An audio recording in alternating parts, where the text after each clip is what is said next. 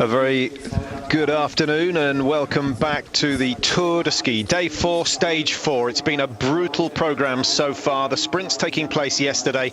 The only bit of real news we have for you is that the weather has not got any better. It's now +6. They've had to use salt on various parts of the course, the beginning and the end, where all the action's going to be.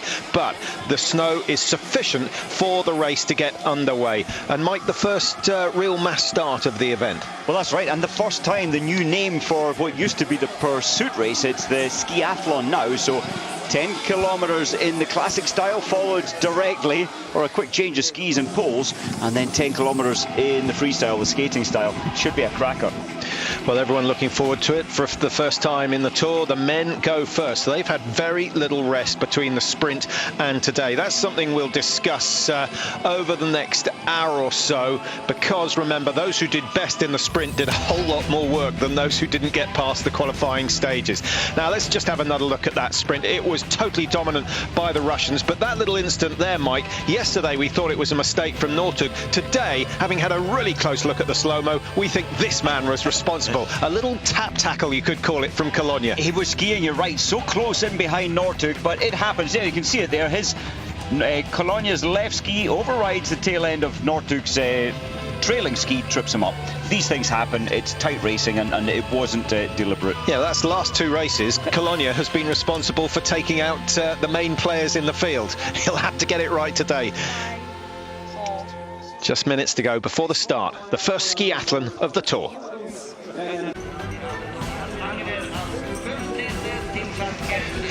Welcome back to Obersdorf. There is the man of the moment, Petter Nortug, who leads the Tour. He wears the red bib today. Hats off for him because of the warm temperatures.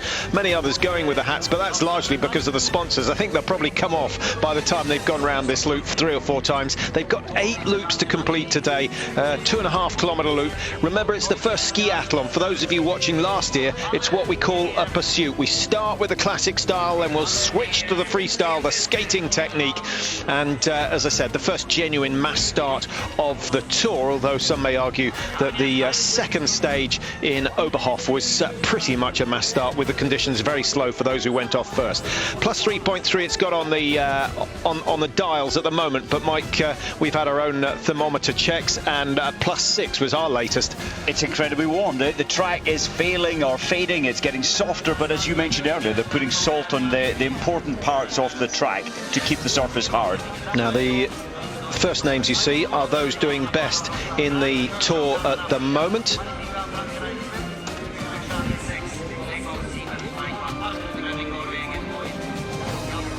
Delidovic down in 38th. All these men really have too much work to do. Eliasson, Morigol hasn't got a chance of catching the leaders now. Mike, we've obviously got Nortug and Colonia. That's a massive duel going on, and everyone assuming that they're going to be first and second in the Tour. When you look at it closely, Yaparov of Russia, he's only 14 seconds off the lead. Devon Kershaw only 36 behind. Surely these men have a chance. I think so. Magnificat as well, Vlejanin, and of course Legkov. We know that this is their big aim for the season. So here is the profile of the course. Remember, we've got 2 lots of 10 kilometers to be skied. The first in the classic style. The profile, well, you can see 2 initial hills and then that big climb before they descend down into the stadium. That's where people are likely to try and break away.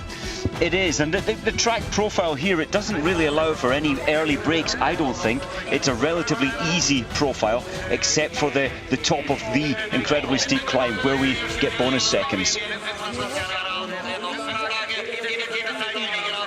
Welcome to Obersdorf. Just the main players being introduced. Petter Nortug, alongside him, number 2 is Dario Colonia of Switzerland, the defending Tour champion. In second place at the moment. He's in a very good position, only 4.8 behind. Dmitry Yaparov, the surprise of the leading 3 in the Tour. Don't be surprised about Maurice Magnificat. He's been on superb form all the way through the season so far. Certainly his best season ever. Teichmann, who won Stage 2. Can he get back into winning ways again today? Slightly surprised by the gun, and he's certainly a man to watch out for as we go through today. What about the men at the back, Mike? Is there anyone who you think can work their way through the field? I think today it's really an open race. they will be able to get back from the back. I'd love to see Andrew Musgrave come through, and I think he will. It's going to take a little bit of time in order to come through, because look how tight it is. We've got, what, 5-6 lanes, which will close down into 4. 49 has a broken pole there, and that's going to be a little bit of a problem. It's Renemo, the Norwegian. It'll quickly throw him to the back. There's another one with an issue. Coach running along the left-hand side trying to help someone. I can't see who it is in the middle. And an early break, just looking to see who's broken away. We know it's one of the Swedes. It's much more likely to be Marcus Hellner, who started number 11. Is it Hellner? It's Jonsson, isn't it? It's Jonsson, surely not. It is. He's going for those early bonus sprint points. Well, he's gone very early if he is. Yeah, I'm going to give you the short straw, Mike. Explain the bonus sprints today. The bonus sprints 2 times in the classic technique. They can sprint. It's on loop 2 and loop 3. As they get to the stop up top of the steep climb, the first across the sprint line will pick up 15 seconds bonus, and the second will pick up, then I think it's the first 10 people through at that point pick up the sprint seconds, and 2 times also in the skate, and then when you cross the finish line you're able to pick up more bonus seconds. So 10 people can get bonus seconds on those loops that you mentioned. At the finish only 3 get the bonus seconds, so 15, 10 and 5, which is what we're used to. This is the first time they've introduced the 10, because they're keen that they don't just give up on the sprint when they see that Northug and Colonia are going for the seconds. I think it's a fantastic change. As you say, you normally get 5 or 6 in the old tour going for it, and then as you see they run out of steam and they let the 3 people get the points. We're going to see much more attacking, and it's quite incredible that Jonsson has he's gone clear already. He wants space, but he's gone very early. Well, he's not making an effort to break away. He's just settling in. I think you're right. He's just going for space. Now, the feature with the bonus seconds, Mike, if you win all 5, you can pick up over a minute 15, which is quite handy as far as the tour goes. The question I've got for you is, how many mini sprints can you put in and still expect to be up amongst the leaders at the finish? Because that's what Northug is trying to lead us to believe, that he's going for every bonus second he can win. I think that is the sensible strategy, but you've got, your name has got to be either Northug or Colonia to cope with that. We mentioned yesterday, it's like the Kenyans in the old track and field, the 10,000 metre. They were able to put in surges of pace to get rid of the rest. They trained that way. And Northug can do it, Colonia can do it, but it will hurt. Not many people can get away with a turn of pace like that and keep going over 20 kilometres. And the other factor is that Hellner and Bauer, 2 other big names, 2 men who've both done very well in the tour, they've lost a bit of ground. They need to go for some of these bonus seconds if they want to get back into contention with the big 2. And Teichmann as well. I can't quite see where he is. He had a bad start there. He was almost caught sleeping on the start. I think he's still in the top 20. But it's so important to get these the bonus points, and the most points or the most seconds that were gained last year by anybody in this field was 40 seconds in the sprints, and that was from Dario Colonia. I think he'll try the same again. And there were only 2 legs where Northug looked tired last year, where he lost the tour, in my opinion. The first was yesterday's stage, the sprint, where he didn't get past the first knockout round. Yesterday, of course, he did much better, finishing in 6th, getting through the final, and no damage done because Colonia only finished 5th. The other stage that he lost ground was this one here. As you mentioned, Colonia picked up 40 bonus seconds. Petter Northug only picked up 10, 30 seconds given away. That was surprising, and we'll see what happens today, but you've got to be hurting after going 4 times around a 1.2 kilometre track like they did for the sprints yesterday. It takes a lot out of your body, a lot out of your mind, a lot out of you physically overall. Sure, so if we're assuming that Northug and Colonia are pretty much on their limits at the moment, who is strong enough to try and break away from them, and who's brave enough to try and break away and gain maybe a minute and a half today? Yeah, I think it's those who didn't make the sprint finals yesterday, like Juha Järvi, Heikkinen, and then already the Finns have made their way up to the front. I think they're going to have a clear strategy. How do we get points back? They'll be going to try and pick pick up as many bonus seconds as possible. You just picking Heikkinen because he won this last year? I think he'll do well today, I really do. Okay, well, watch out for Heikkinen, just trying to pick out his number. He's number 22.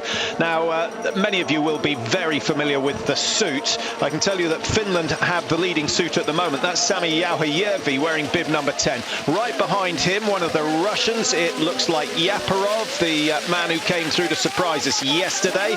The Italians are in light blue, all with light blue hats. There are plenty of them around. The Swiss in black. The Norwegians, as I'm sure you know, are in all red. They have a variety of hats, so don't use them to identify them. And we've got the Swedes in all white. Now, we ought to pick out the Canadians as well. They've got a big maple leaf on their suit. We've got Harvey and Kershaw are their main two contenders. Kershaw doing exceptionally well. Yes, he is. And we always see Kershaw raising his game for the Tour. He loves this head-to-head racing, and some people thrive on the pressure of day-to-day, having to get yourself up for the big challenge on a day-to-day basis. Kershaw's one of those athletes. Well, the pace looks fairly leisurely, Mike, but the fact that they've strung the group out, 93 runners in all, and we've already got 150 metres between the front and the back, that shows you that the pace is deceptively quick. I can't believe Jauhajärvi took the wrong turning. He's leading it. He was going to turn left too soon. You need to know where you're going. Surely they didn't have too much vodka. No, they didn't. They...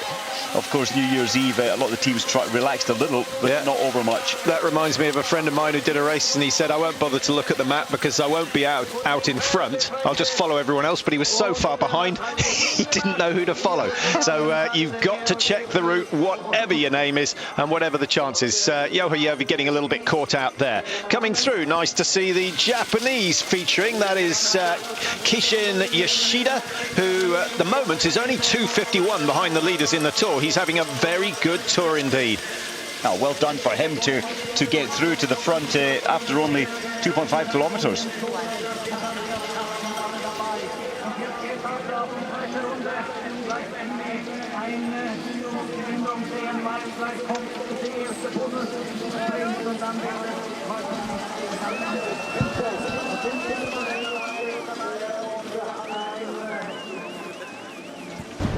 Out on lap number 2, there is Petter Northug. Still not looking that relaxed. There's a bit of tension in the shoulders. He's desperate to get a good race today. He knows how important it is. That cameraman in the middle of the field, I think he might have been responsible for the broken pole that we saw from one of the Swedes. That's extraordinary to put a camera that size and a man right in the middle of the tracks when they're trying to double pole. Good shot, though. Here it is. This is his work. Brave man. They were briefed that he would be there, but even so.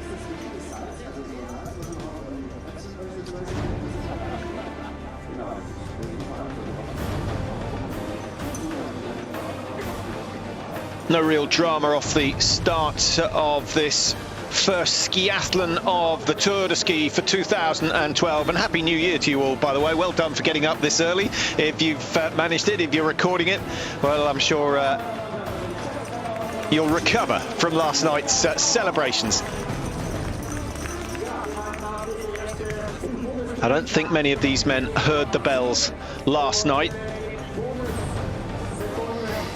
Just looking at these slow motions, Patrick, I did have a little concern for Northug up the sprint climb. The hill, the straight climb, there's Musgrave on the left of our screen. Well done to him. No hat like Northug. But yeah, Northug skis, he had to break into the herringbone run, or the herringbone, so his wax wasn't as good as many as those around him on the first time up the 500-metre climb. Through the easiest section of the course. And now they start a little bit of climbing again. Yaparov looks to be full of confidence after his successes yesterday. The Russians 1, 2, 3 and 4 in the sprint here in Obersdorf, and Yaparov finishing down in 4th place. He's only 25. He's 40th in the World Cup standings. He's really not done a lot, Mike, and to see him out the front leading this mass start race and also in 3rd position in the Tour-de-Ski, are you surprised? I actually am. He wasn't really, as you mentioned, his ranking in the world did not indicate that he'd come into the Tour so strong, putting it together in the sprints. We know he's more a sprinter than a distance man, but he is able to cut it in Oberhof. in the distance race, the 15-kilometre classic. Now, Petter Northug needs to be a little bit careful, Mike. If he wants to pick up bonus seconds, he cannot afford to sit back in 20th, 30th place. There you can see him. The silver and red vest belongs to him, and he's a long way off the leaders at the moment. That, for me, would put him out of the running for the points on the first bonus. Well, that's right. This is where they need to get themselves positioned well, because this is the first of the bonus seconds in, what, 600 metres time? Yeah, he'll be watching out for Dario Colonia, just trying to pick out the black suit of the Swiss skier. Lukas Bauer is up there. He's making no mistake. He's wearing 17. He finished 5th in this event last year. He needs to finish at least 4 places better than that if he wants to challenge in the second half of the Tour. Martin Yachts is up there. Is that bib? He's bib 28, lining himself up for an attack for up the steep climb. Here we are at the base. Yeah, Emil Jonsson is there for Sweden as well, wearing 37. We've got Lars Nilsson wearing 43 for Sweden. And just trying to pick out on the right-hand side, I think that's Marcus Hellner, who's moved up into a good position. Now Lukas Bauer starts to up the pace. Yaparov does likewise. So Hellner, Yaparov, Bauer, 1, 2 and 3, and going with them the Canadian number, it looks as though it could be Devon Kershaw who's moved up for the Canadians, and Alex Harvey starting to make ground as well. Going on our screen way over to the right, and I think that's sensible. 200 metres to the bonus sprints, you need space. 7 is Alexander Legkov, certainly a potential winner of this Tour should Colonia and Northug make mistakes. No sign of Northug, no sign of Colonia. They're going to leave the charge to the others as they go through 4.4. These are the men who get through that split time first. 11:32 on the clock. Anger is up there, he plumped out of nowhere, and Alex Harvey, the first of the Canadians. So a good move from Alex Harvey. No bonuses for Chernozov. Drihaug, who's looking very good for Norway at the moment. I think he's a better classic skier, actually, so we'd expect Drihaug to come through. Now, Mike, having had Northug say, I'm going for every bonus I can get, already we found that's obviously, he's led us astray. He has. I was surprised that he was letting us know exactly how. He never tells us what he's going to do in a race. And he was, I think it is the sensible strategy to try and pick up as many bonus sprint points, but he wasn't placed well. You know what I think is going to happen? I think Hellner will try and go the whole way, because he knows he's got to try and put a minute and a half at least onto Northug and Colonia. He's one man in this field, along with Lukas Bauer, who is capable of that. And that 50-60 metre gap shows you exactly what he's managed to do. Yeah, 15, 12, 10, 8 and 6, all the way back down to the top 15. Top 10, I think, actually, Mike, for those bonus seconds. It is New Year's yeah, and it's also the first time they've tried it. So we'll make a note of that. Don't forget, we've got another 3 sprints. I'm not sure the timing one is in absolutely the best position. I used to enjoy it when it was over the top of the hill and they still had to put in a bit of double poling, but maybe they're trying to take Northug out of the game, because if you have 150 metres of flat leading up to that bonus section, Northug's going to win every time. So the overall ranking, Yaparov is now the leader of the Tour with the bonus seconds that he's picked up. He is a danger man, and I think we're going to have to take note. Has he got the stamina, Mike, to last all the way through to event number 9 up the Alpe d'Huez? It's a difficult one. It's a difficult one to say, but he seems to have the momentum, the enthusiasm. It's all new for him. Colonia, Northug, they've been here so many times. For Yaparov, this is a new game, and the inspiration will be very high. I hope he can stay with the discomfort, because Hellner is really making them hurt up here. They're going faster than they would wish to do at this stage. I'm convinced it's hurting so many of the tail enders. Toby Angra has gone with the pace, and Legkov and Yaparov are still up there for Russia. They're not going to let the leaders get away. This is a really interesting situation. Back to Petter Northug. We have to talk about him because he's such a danger man. I think the position of the split time, Mike, does him no favours, because he's never been the quickest up the steep climbs. It's usually when he goes over the top. There he is, back in around 30th, 35th position, and looking very, very tired at the moment. He is. He doesn't. I don't know whether he's not getting too phased by this. Maybe he expected an early attack, and well done to Hellner for really making this pace hurt everyone. Look, we've only got a lead group, if you like, of about 35 athletes. They've really destroyed the rest of the field. I think it will slow down after this next sprint bonus, which is coming up this time, and then the pace surely has got to calm down. Hellner, who did exceptionally well to pick up bonus seconds yesterday in the sprint, 36 of them. He finished 9th, and that was a little bit of a surprise. We thought he might get through to the first round, but he did well to get into the semi-finals. So 2 laps completed, another 6 still to go.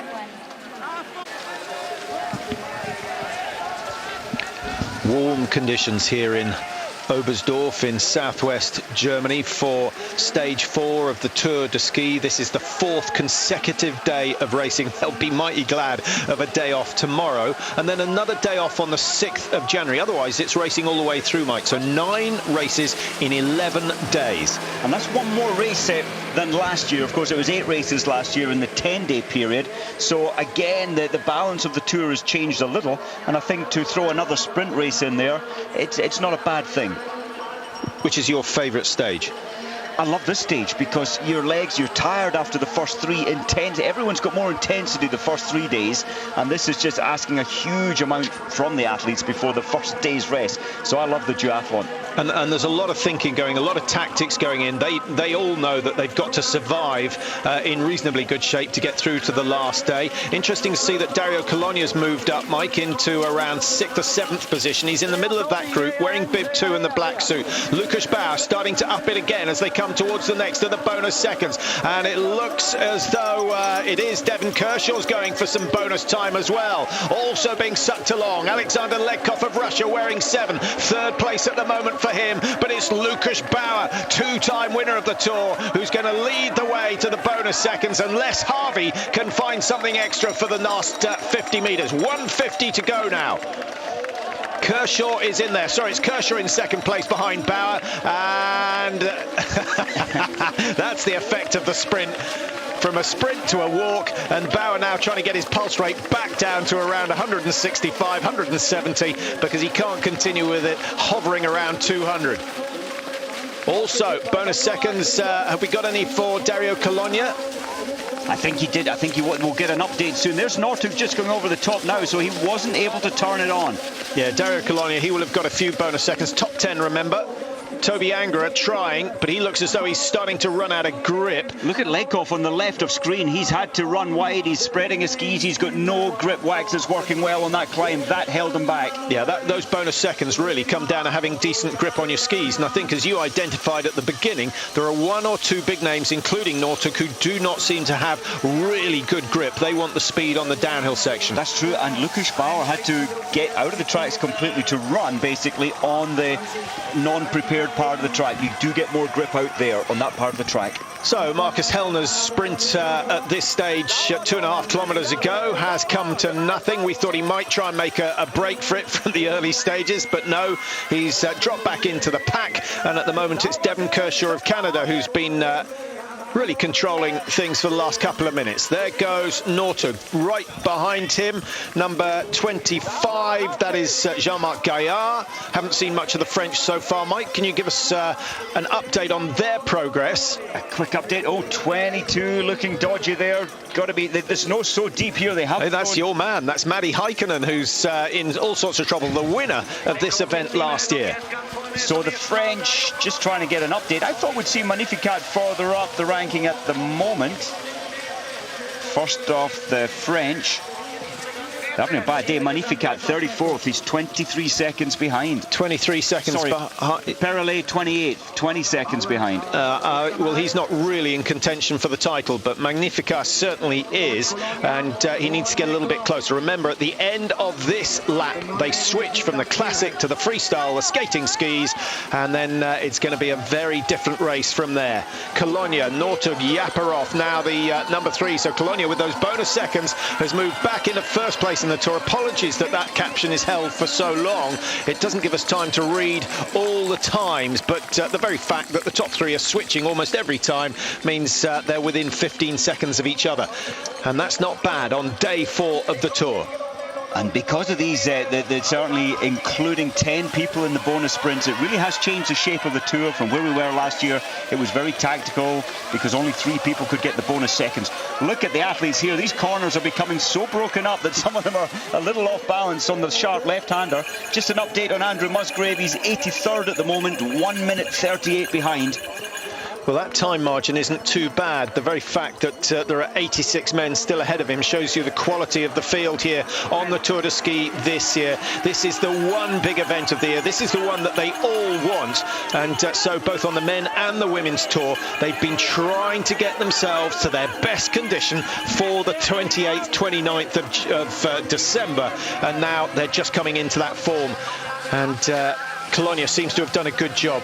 He's been patient over the first couple of laps. Now he's starting to turn the screw. He's brilliant. He's just a complete and utter all-rounder. Got into the final yesterday of the sprint races, and now there he is up in the top 4. Northug not with him. Biggest surprise for me, Patrick, it's Axel Teichmann. 80th position and 1 minute 29 behind. He's having a terrible day. Could be wax, could certainly be the wax. We haven't seen him skiing, so it's difficult to make an assessment. But the fact that Toby Angerer and Philbrick are up with the leaders would suggest that it's a form problem. It does suggest that, but when he did so well in the 15-kilometre in Obersdorf on day 2, I thought he'd have the form to keep himself up there. Krukiev, who won the sprint races yesterday, is down in 76th. He is a sprinter. He's not a distance man at all. And I think I thought it was number 27 for a minute, which is Sjø Røth of Norway. In fact, it's his teammate. Is it Nicholas Driehaug? It is Driehaug. He was one of the men who produced an astonishingly quick time on the downhills in Oberhof a couple of days ago. Over 65 kilometers an hour on skis that are, what, 4.5 centimeters wide. You're attached by a little thin bar at the front of the boot. It's staggering what they achieve. I'm so pleased for the Germans, for Toby Angerer. His form is coming back. He's got belief, he's got confidence back in his game now.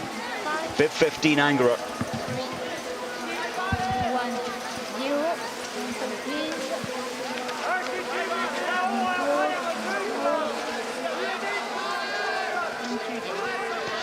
Northug has started to make a move for the Norwegians. I think the word has got out that Dario Colonia is leading the pace, and he knows if he wants the Tour title, he has to keep the Swiss skier within his sights. Colonia in black, leading the way. The man who lives and trains in Davos comes from Val Muster.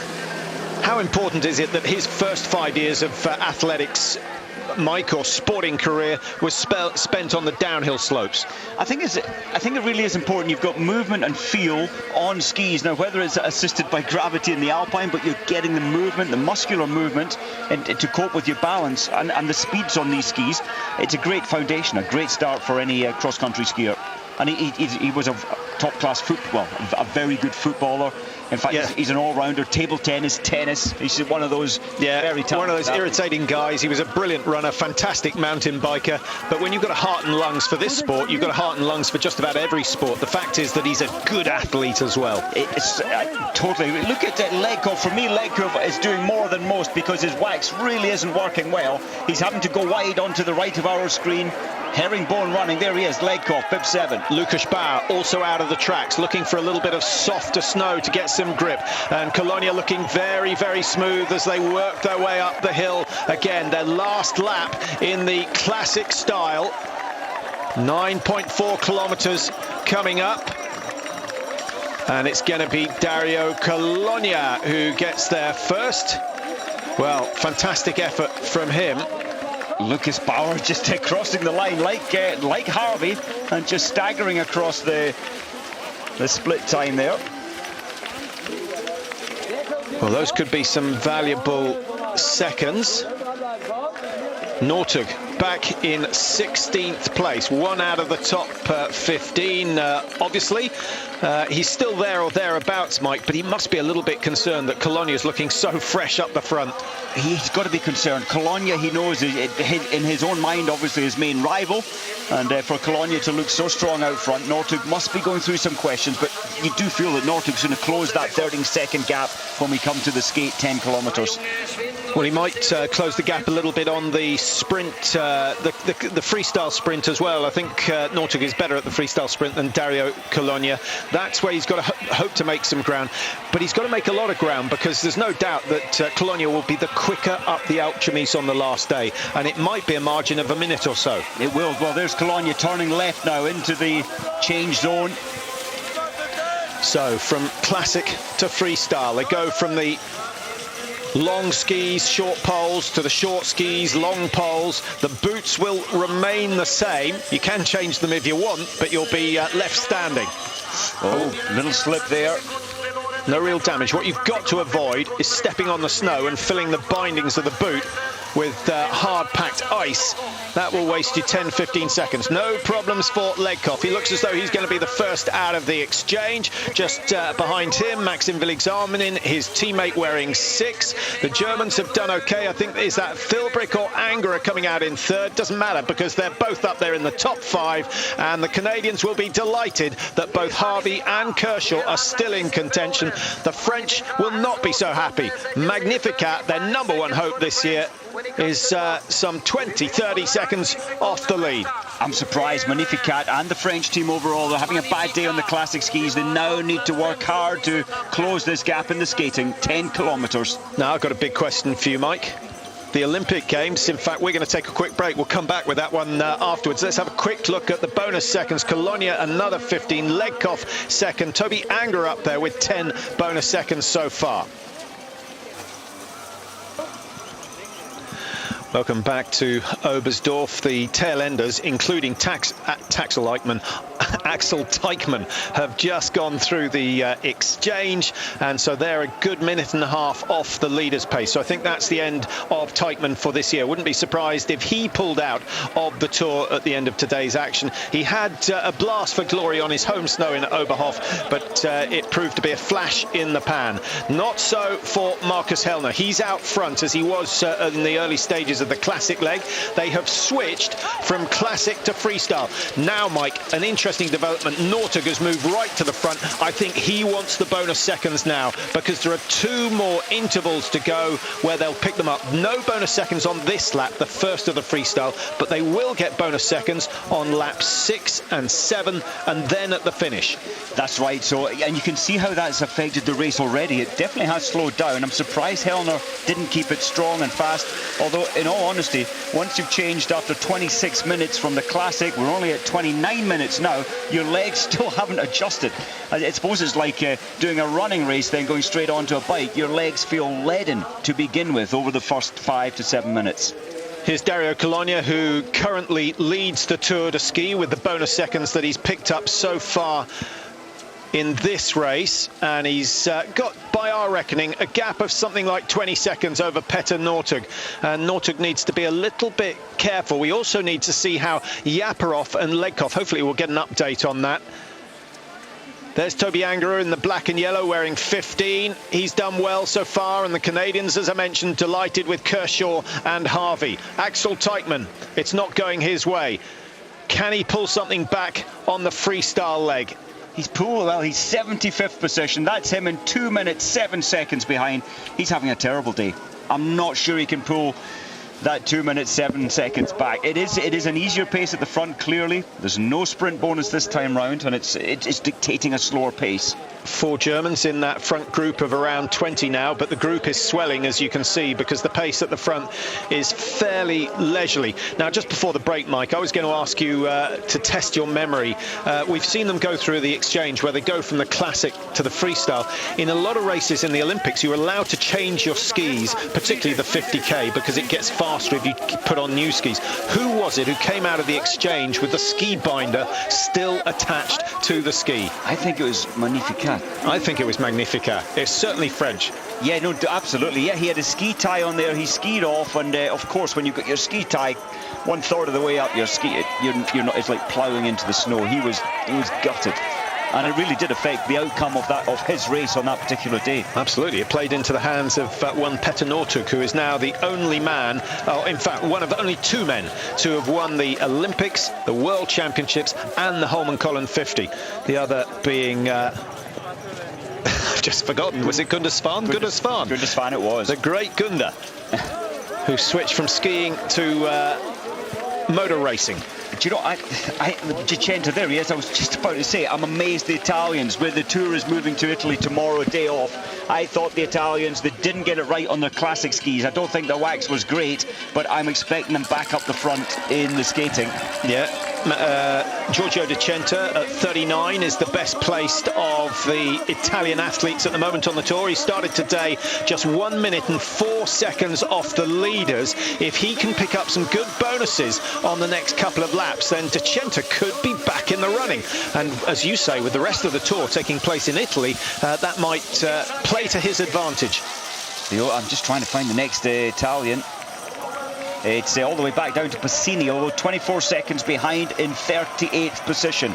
And if De Cento, Mike, despite his age, and maybe we should talk about that in a minute, if he's within, what, 45 seconds of the leaders at the start of the Alpe d'Huez, the final leg, I wouldn't bet against him.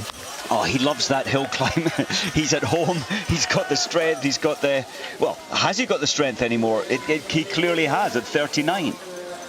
Well, an amazing athlete. Yeah, you cast your mind back to Murillo de Zult, who was still getting on the podium at the age of 42 and probably beyond. That was an Olympic gold medal, wasn't it? In the relay at the Olympic Games, Lillehammer, 94, 42-year-old. He didn't have the fastest lap, but he kept Italy in the hunt.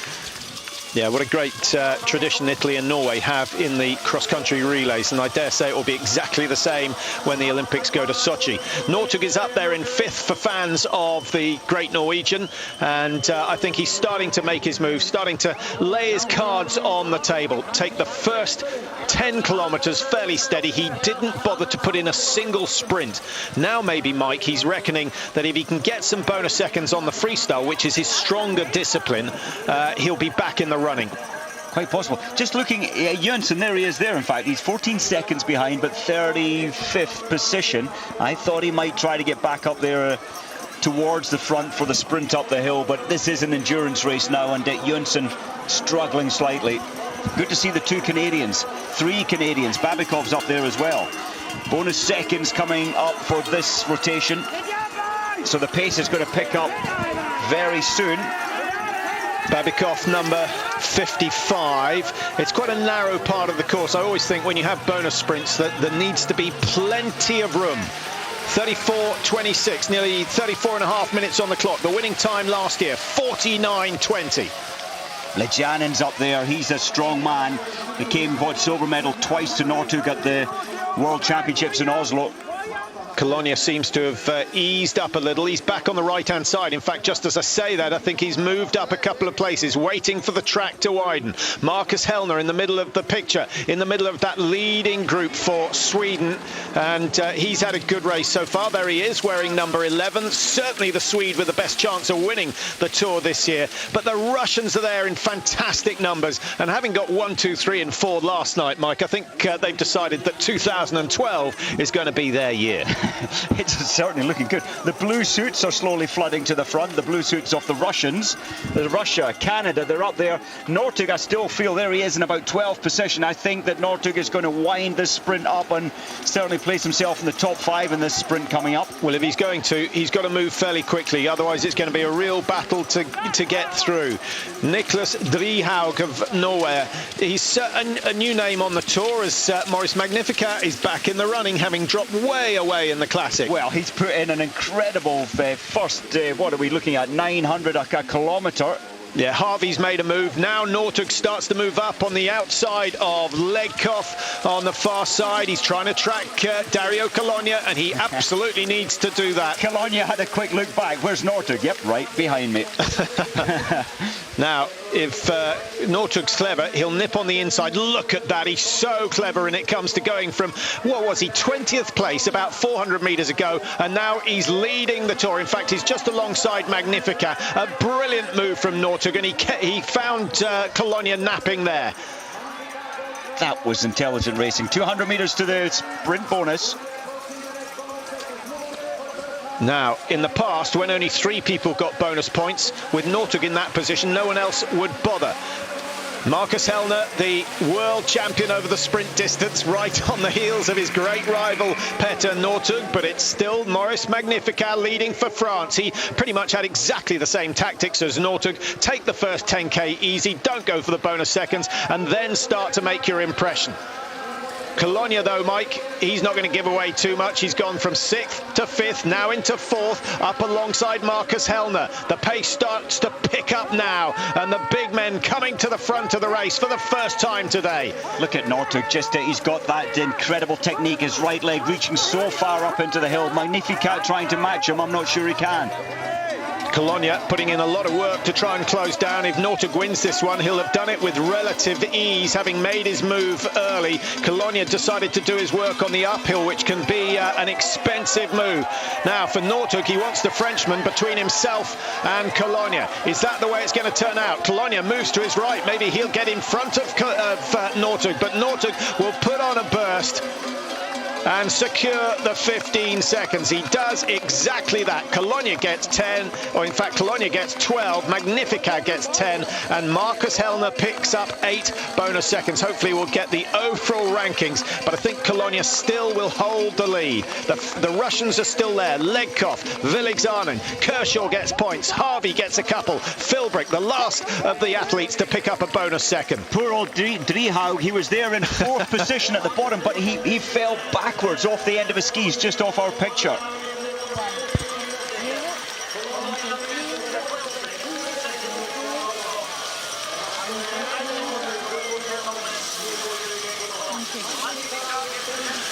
So one more bonus sprint to go on this skiathlon. As we look at the bonuses that have been awarded, we know that. What we need to know is the overall standings. We had an interesting suggestion from a correspondent, Edward, who said, why don't they just bank all the bonus seconds until the beginning of the final day of the tour?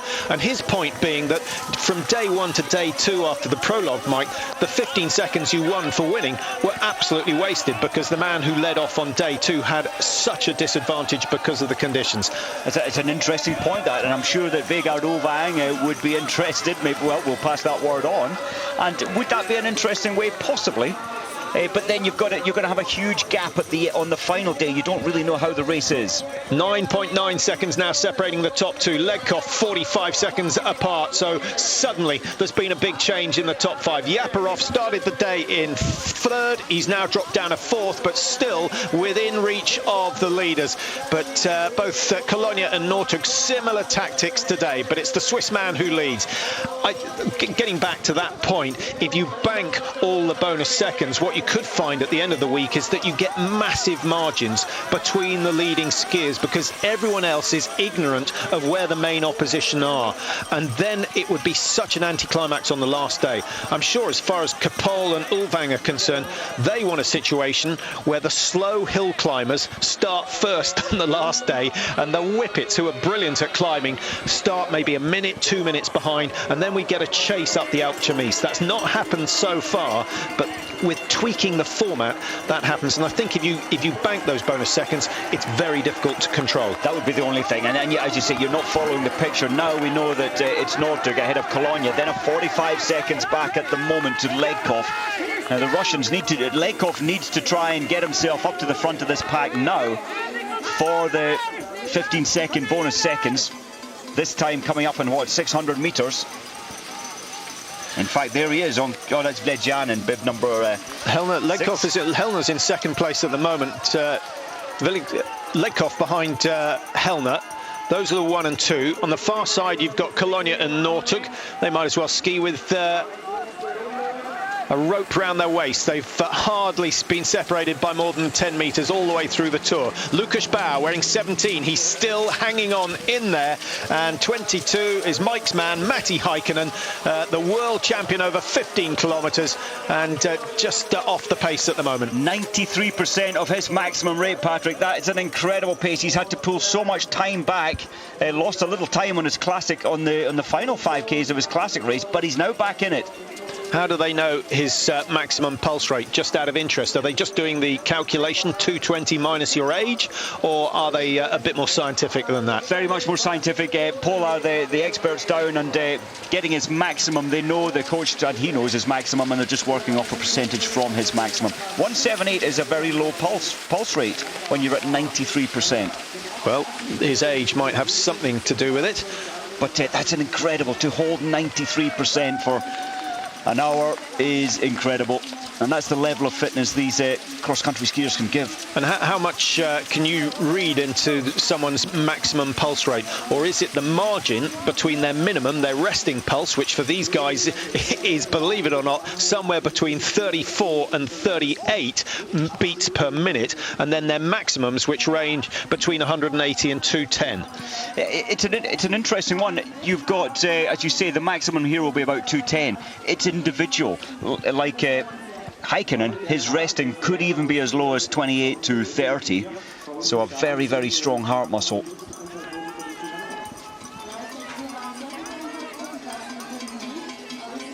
Well, great scenes here in Obersdorf. A little bit disappointed with the crowd numbers, Mike, and I think the rain from the last few days has had something to do with it. The temperature's still hovering around +5, but good news for when the Tour goes to Toblach in the north of Italy. We've just checked the weather conditions there, and for Tuesday, Wednesday, it's going to be sunny, -6, -7. It's extra blue weather. It's perfect.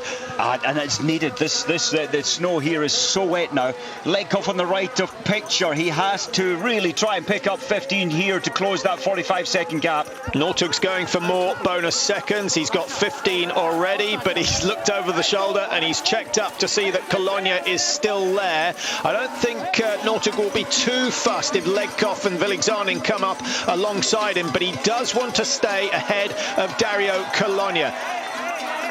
You know, this has got to hurt so much after the sprint races Northug and Colonia went through yesterday. Now, this is looking quite good for Northug, Mike, because Hellner's trying to get in between himself and Dario Colonia. It's going to be Northug with 15. Who gets the 12 and the 10? Northug gets 15. Villigzanin gets 10. Ledkoff gets bonus seconds as well. So a split of 3 between Northug and Colonia. Hellner didn't quite manage it. Kershaw in there with more bonus seconds. Lukas Bauer keeps his hopes alive of getting the 3rd Tour-de-Ski title and becoming the 3rd man to do that, or the 1st man, I should say, to achieve that.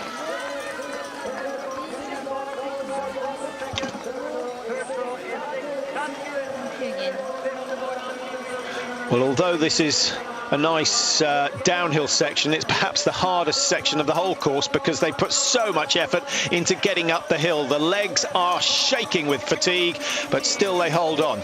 Colonia, Northug now separated by 2.5. Ledkoff closes the gap to 34 seconds, having been 45 behind, and still 15 seconds of bonuses to go, but only the top 3 at the finish of this one, Mike, will get bonuses. So vitally important that those who want to feature at the end of the day finish in the top 3 today. It is, and that's why we're seeing Ledkoff and Villigzanin now trying to keep this pace for the final lap. It's the final 2.5. Northug surely won't let them go. Man, they've got to be so tired. Everyone's thinking, well, we've got a day's so-called rest tomorrow. 49.20, the winning time last year, Mike. Just under 2.5 kilometres to go. 45 minutes already on the clock. They're taking roughly 2 minutes 30 to complete a kilometre. So we're looking at roughly the same time. One more ascent of that big climb. That could be a killer. And then you've got to be on your best downhill skills to get into the finish cleanly. Russia, Norway, Canada, Switzerland, the leading nations at the moment. Ledkoff leading Villigzanin, Northug in 3rd. Number 4, Devon Kershaw, who's the boyfriend of Chandra Crawford, who'll be in action later on today.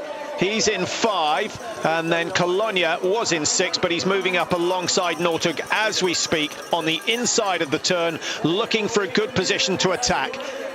Now, there may not be any bonus seconds at stake here, Mike, but they know if you're first to the top of the hill, the chances are you'll be first into the stadium as well. And that's where the pain has to be tolerated. And I love the fact there's a lead there. There's an athlete on his knees at the side of the track from the previous lap.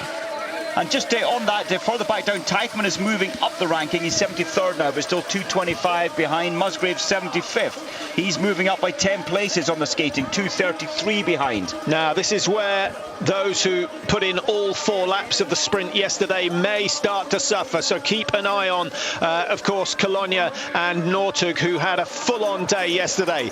Legkov did well in the sprint, but he didn't get through to the semi-finals. So he only did half the work that the Swiss and the Norwegian did yesterday, and he leads the way at the moment. Marcus Hellner, who's desperate to claw back some time, he's in 2nd place, and a really good run from him. Just thinking, the Russians traditionally have been legendary with their hard training, and Legkov has been outstanding in the history of Russian cross-country skiers. He can push so hard. 3rd place at the moment, Mike, just trying to pick it up. I think Northug's starting to edge his way towards the front. He takes more than 3 days racing in succession to tire him out. Norway have 2 contenders. Number 49, it looks like, Christian Rennemo, who's been in the leading group all the way through. He's had a really good race, but hasn't picked up that many bonus seconds so far. Well, the Norwegians will want some support up there to try and steal, if you like, some of the bonus seconds for the 1st and 2nd and 3rd to cross the line. I'm slightly surprised that there hasn't been more teamwork. The Norwegians saying, look, you've got to get between Northug and Colonia to stop the Swiss skier getting the bonus seconds. Why aren't they working together on that front? Do you know, I think this new format, the pace had to go so intense from the word go. There was no time for strategies. It's just been a mad dash almost since the gun. And it's just been really a question of survival. And if you're not as strong as Northug or Colonia, you cannot stay with this. Here we go then. They all know they've got a day off tomorrow. They're going to need it after the effort that they've put in since the 28th of December. Leading the way, it's still Legkov. Felix Arnin is right up there for Russia as well. Northug tracking them. Kershaw looking good for Canada in 4th, sitting down in 5th position. And the French, who didn't feature in the first half of this skiathlon, have suddenly moved to the front. Number 5, Magnificat, the man you really want to watch. But we might see something spectacular from Christophe Perila, who's wearing 39, and in that black and yellow suit of the French. Lucas Bauer, Mike, any sign of him? He featured early. Yes, he's there. He's in 14th position. There's 24 strong men in this lead group. Dario Colonia moves up alongside Northug. He's back up into 4th. He might take this victory and extend that 2-second lead that he has over the Norwegian at the moment. Hellner it is, the world champion over the sprint distance, and of course the Olympic skiathlon champion, having taken that title in Vancouver in 2010. The road blocking at the moment, Northug, but you just can never write Northug off. He's not going to give in left of our screen. Yeah, he's the master of being in the right position at the right time. This time when they go through that the sprint banners, they will not slow down because there are no seconds available. 19.4 completed, 600 meters to go. It will take them roughly a minute from here. You need to be at the front for this final descent. Hellner struggling. Fledgianen looks absolutely spent, but he's at the front.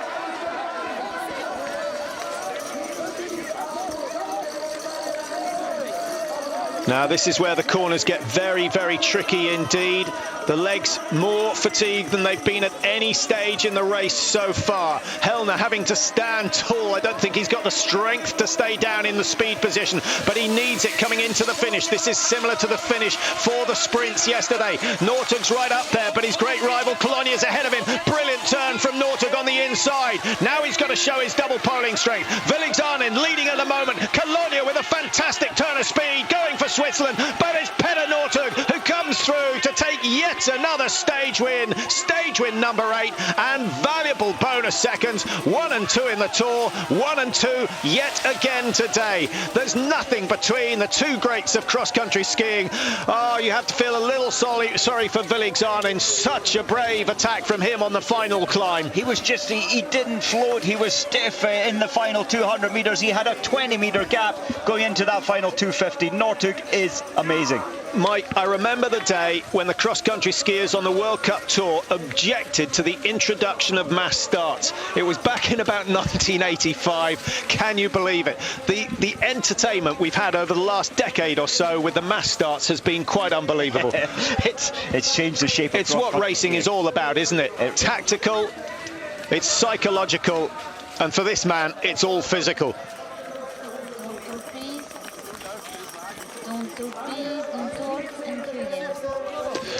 Well, that completes the men's programme here in Obersdorf. We've got one race to go. There's the overall ranking. Nortug Colonia, 1.1 second between the two of them. Astonishing stuff. We're in for a fantastic finale. We still have another 5 stages to go. Don't forget, over the next 7 days, this man did his best. Villigzanin. He tried. He couldn't really do much more. He got his tactics as right as they can be to be leading at the top of the rise, but you need a sprint finish. Yeah, I think he needed to borrow Pechikov's arms for that last 150 metres to come through. Number 43, that was Lars Nelson from Sweden. Now let's have a look at a replay. There's a good lead for Villigzanin coming into the last hill, Mike. There was, but look at Nortug's skis. He does take a great line down the hill, but his ski, the glide factor on his skis, he's on his own. Watch the way he comes through. He's in 4th now. I don't buy the ski speed because I don't think he's any different. What I do buy is his tactical nous on this final corner. Watch him take the inside line. I cannot believe they all didn't read that track better than yeah, they blew Hellner away with some good cornering, but Colonia went wide, kept his speed, but just didn't have it in the closing stages. Villigzanin suddenly went from 1st to 3rd in the space of 5 metres. That must have hurt, but he still hung on to a podium finish. Nortug 1, Colonia 2, and Villigzanin down in 3rd. Astonishing finish after a long day. Nortug's tactics, Mike, not interested in the points in the classic, blew it away in the freestyle. He got 45 out of 45. It's quite amazing. He reads it well, he reads the track well, he reads the strategy. Where do I get the bonus points? I think he did the right thing. Stay with it in the classic, gain everything on the skate. Don't talk, please. Don't talk. Thank you again. Well, I hope you enjoyed that as much as we have done here at Eurosport. A really good day out on the skis. Very difficult to predict, but that's your job, Mike. Who's going to win the Tour now? Colonia. Colonia still your favourite. Nortug knows he needs a good lead before the final stage. He's absolutely convinced he needs 45 seconds, if not more, if he's going to stay ahead of the Swiss man on that final climb. I think a lot of it, Mike, as we watch one of the big falls. I think that's one of the Czechs going down. Can't quite pick out the number. I think it's number 63, which is Yuri Magal. Well, the Four Hills, obviously the other big winter event going on at the moment. David Goldstrom, your host for the action from Garmisch-Partenkirchen. The weather there seems to have improved from yesterday, so hopefully we won't have too many delays. Stage 2 of the Four Hills, of course. Axel Teichmann, a really bad day out for him. We're trying to pick up on his position, down in 28th early on, but he dropped right away, finished back in 75th position, over 3 minutes behind the winner, Petter Nortug. A day off tomorrow. We'll see you on the 3rd of January. Goodbye for now.